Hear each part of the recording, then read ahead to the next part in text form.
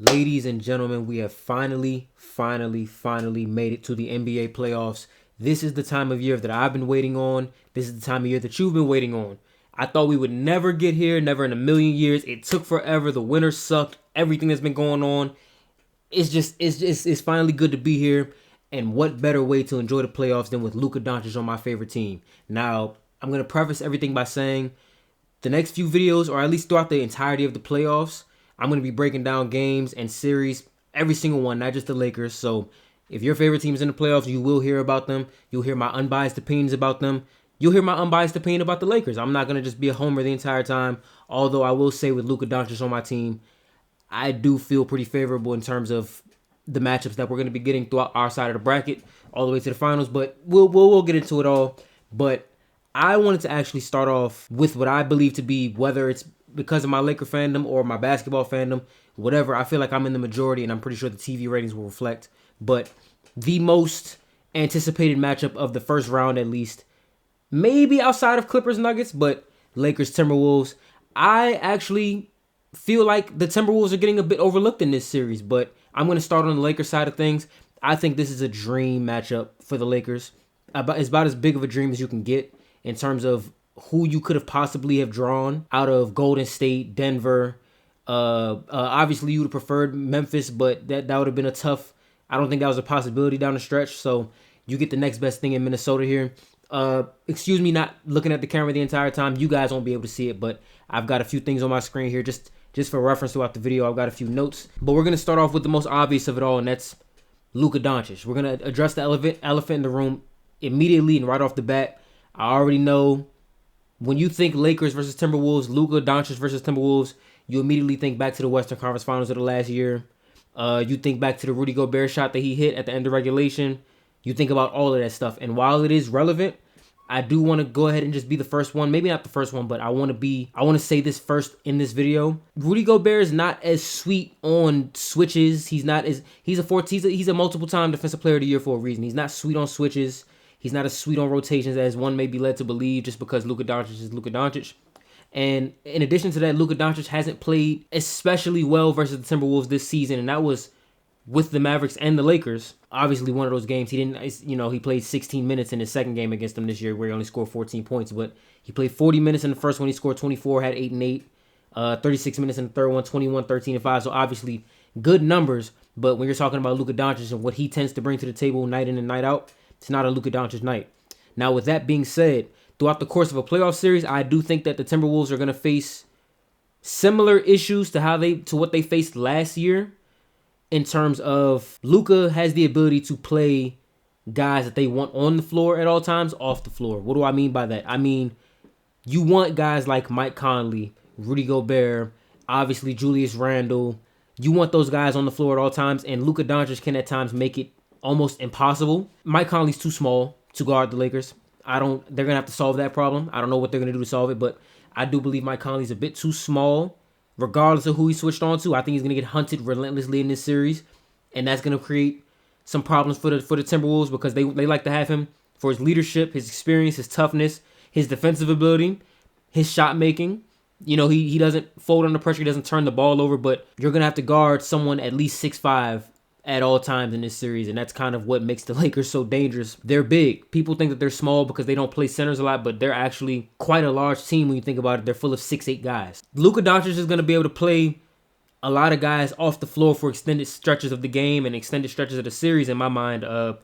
You want to be able to have Rudy Gobert and Julius Randle out there to dictate the glass and to dictate the interior of the paint, but when they're getting pulled out on switches against Luka Dončić in isolation, and furthermore, what I think to be the more dangerous aspect of it, beyond just isolation basketball, the rotations that the Lakers force teams into with their drive and kick game with Luka or LeBron or Austin Reeves, three-point shooters always surrounding them. I hope JJ Redick understands to leave three-point shooters out there more often than not, and not like he likes to go with this all-defense lineup surrounding Luka Dončić, and the offense just craters.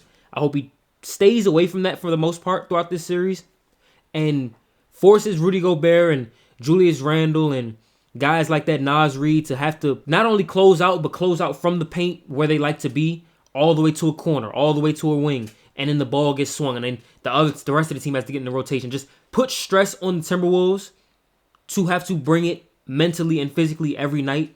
Make their 7-footers have to move their feet and not just camp down low and wait for you to come down there so they can send shots away or deter shots from going up in the first place. And honestly, if you can get Julius Randle to have to play defense, and especially if he hasn't seen a few shots go in by the time he's starting to get involved in a lot of the actions, he has a tendency to disengage from the game, pout, complain, things of that nature.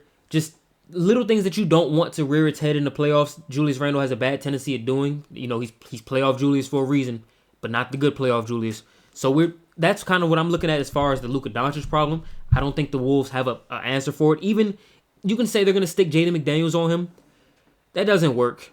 Like, there's really no archetype of defender that works against Luka Dončić or against any really great player to begin with. You can try to slow guys down, but I don't think you can really slow Luka Dončić down.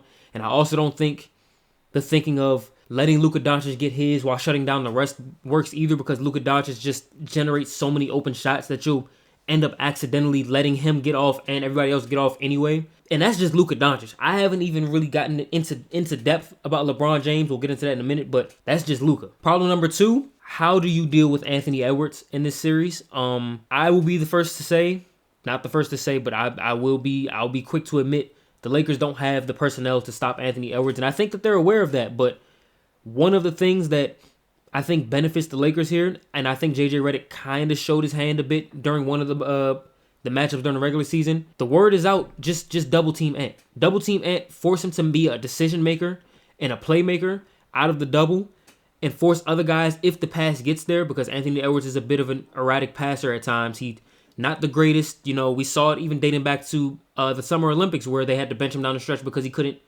properly navigate a screen and roll. That's one of the developments that I think he has to make in his game. The double's going to come. The blitz is going to come. We're not going to just allow Anthony Edwards to play one-on-one against Austin Reeves, Luka Dončić, LeBron James, Rui, Vando. We don't have the defenders necessary to just stop Anthony Edwards one-on-one. I don't think that exists. He's too damn good. But if you double him, force Julius Randle to have to come up and be the secondary decision maker out of a short roll, or make him have to defer to a non-willing ball handler and Nickeil Alexander-Walker, or someone in Jaden McDaniels who will catch the ball and look to do his own thing. But you take that over Anthony Edwards. You take Jaden McDaniels trying to create his own shot in the lane with his floater or his pull-up game, or like you. These are things that you'll accept, and you really will accept him having to use Rudy Gobert as a safety valve out of a double, because only good things can happen for the defense after that point. Whether it be a shot from Rudy Gobert or a pass, whatever the case is, on offense, you're going to want Rudy Gobert to have the ball as much as humanly possible, especially if Jackson Hayes is out there to clean glass, deter shots, whatever the case is. But that's how I envision the Lakers, at least in the beginning of the series, attempting to stop Ant. If Ant shows that he can deal with that double team, and he's prepared for it since he's seen it all season, and also, mind you, it's important to note that he's led the league in three-point makes this season, so who's to know that he won't even look to have the ball during heavy stretches of the shot clock? He might just defer to Mike Conley, receive some off-ball screens, come off the screen, rise up and shoot the three, let his three ball go in to kind of deter the Lakers from doing what they want to do defensively, shifting their mindset. I don't know. But if he shows that he can handle that double team, and if the rest of the Timberwolves show that they also have a plan once they receive the ball out of the double team, and they're playing that 4-on-3 game, and they're able to take advantage the way that they should be able to take advantage, I don't know what adjustment JJ Redick could look to make in that scenario, because you don't just want to transition to playing him straight up. I envision maybe not helping as hard, not showing as high on the screen, maybe coming. You don't want to really go into a drop because he'll just shoot the pull up and make it. If the blitz doesn't work, honestly, Anthony Edwards just might go for 40, or he might put up triple. He might put up some gaudy numbers, but I don't envision it working just because the double that the Lakers like to bring is too much size. He's gonna have to leave his feet to pass the ball, and he's not very good at this stage of his career. Every time he leaves his feet to pass the ball, good things don't always tend to happen for him. But if he does figure out that double team situation, I do think the Lakers will be in a bit of scramble mode. And the game, and for what it's worth, the game that he does figure it out in, I do think the Timberwolves will win that game. I think that's too short a notice for JJ Redick to have a backup in place to execute, at least. I think JJ will just say, okay, hey, we'll take this loss on the chin. We'll regroup. We'll show them a different look next game. But if Ant's able to figure out that double team, if the rest of the team is able to make plays out of the short roll in that 4-on-3 game, or if the rest of the team is hitting shots, we can start there. And we can finish there, actually. If Nickeil Alexander-Walker, Jaden McDaniels, Naz Reid, all those guys, everyone who's a part of their playoff rotation, Julius Randle, if they're hitting shots, that kind of changes the strategy as well. You don't want to just leave open three-point shooters in the playoffs. You don't really want to trust yourself having to come back down from double digits all the time. So if they're hitting shots early, they may be able to deter the Lakers from double teaming in that way also, but I don't foresee it happening. So, and finally, LeBron James. We'll finally talk about LeBron James a little bit here. We've been talking about Luka Dončić. I haven't spoken about Austin Reeves yet, but I don't think third defenders. LeBron James alluded to it in his podcast. Many teams don't have a third defender that you just want to go stick on Austin Reeves and say, take him out the game. Obviously, Austin's going to, basketball isn't just played one-on-one. Things happen, switches happen, rotations happen. There are different defensive coverages that teams like to throw at guys, but when you're so caught up in having to stop Luka Dončić or limit Luka Dončić and LeBron James, you don't really have that many more resources to dedicate to Austin Reeves, and that's what makes the Lakers also so much more dangerous than other teams, in my opinion, because there's really no extreme drop-off. Like, you have Luka, then you have LeBron, kind of on that same tier, and then you have Austin at all-star tier, who is not just your run-of-the-mill microwave scorer. He's willing to get on the glass, but what I think he's best at outside of drawing fouls and getting into the lane and having that soft touch floater hit the rim and roll in, he makes the right reads. Like, he's very Luka-esque in his decision-making, his ability to read, help defense, his ability to get to his own shot and force the defense to conform to him rather than the other way around. I just think, and if you're going to stick Mike Conley on Austin Reeves, the Lakers will take that all day. If you try to hide Mike Conley on Rui Hachimura, I think the Lakers will take that all day. They'll dump it down to Rui in the post a few times and force you to have to help and instruct Rui to be a willing passer out of that help. And I don't think telling Rui to be a passer is going to benefit the Lakers too much. But for a few possessions, it can work. But back to LeBron James. If you can get a LeBron James who's coasted throughout the first three quarters because Luka Dončić has just terrorized Minnesota's defense throughout the entirety of the beginning of the game, and you get a rested, energized closer in the fourth quarter in LeBron, I think that the Timberwolves can go home quickly. You have to make it so LeBron James has to exert some type of energy throughout the entirety of the game, be it with him forced to be a decision maker with the ball in his hands because you kind of stymied what Luka Dončić wanted to do, or you've attacked him on the defensive end. And I don't just mean straight up going to score on him in isolation. I mean involving him in actions. Not with Julius Randle, because I think Julius Randle's the type of guy that LeBron can save energy on. Julius, he's not going to run through LeBron, and LeBron's probably more than willing to let him shoot the ball a few times. You want Anthony Edwards to involve LeBron as much as possible, and then you can get into your ISO game where LeBron's going to say, okay, I can't just let the leading three-point scorer in the league this year just shoot all day, but I also can't let him run by me. And I think Ant is too quick and he jumps too high for LeBron to play the cat and mouse game where he lets guys go by and he anticipates blocking it from behind. No, if he lets Ant get by him, Ant's going to go dunk the ball, and that's just going to be what it is. So I think Ant has to make it a point to make LeBron James work. I think the Timberwolves coming in has to make it a point to have a plan for the double team that the Lakers are going to bring. And I think that the Timberwolves have to come into the game with a plan for not allowing Luka Dončić to just matchup hunt. If he gets the matchup he likes, you're going to have to bring some type of help early. You're going to have to get the ball out of Luka's hands and force other guys to make decisions. But then you come into the problem of the other guys being LeBron James and Austin Reeves. So for the Timberwolves, their performance is heavily dependent on obviously which Anthony Edwards they get. But Julius Randle has the ability to single-handedly change this series. We can get into the Rudy Gobert being on the floor. We can get into Anthony Edwards looking like Michael Jordan, whatever. And for what it's worth, Anthony Edwards looked a lot like that guy until he self-admittedly got tired in the Western Conference Finals after that long series at altitude against Denver where it went to 7. He's fresh. No excuse now. We'll see what happens. But historically, Julius Randle is just a horrible playoff performer. I think his true shooting percentage throughout the playoffs drops to like 46%, which is not good, to say the least. With Julius, it's tough because his effort level is directly correlated to whether or not his shot is on. If things aren't going his way offensively, it's tough to keep Julius Randle engaged defensively. And for a player who's already challenged on that side of the ball, that can become really troublesome for the coaching staff, because if you have to sit Julius Randle and play Naz Reid for an extended period of time, who you probably anticipated being able to spell Rudy Gobert, now that Karl Anthony Towns is gone, you kind of want to save Naz Reid for the non-Gobert minutes so you can keep that size and maybe shift Jaden McDaniels down to the 4 and then put Nickeil Alexander-Walker at the 3. Whatever you want to do.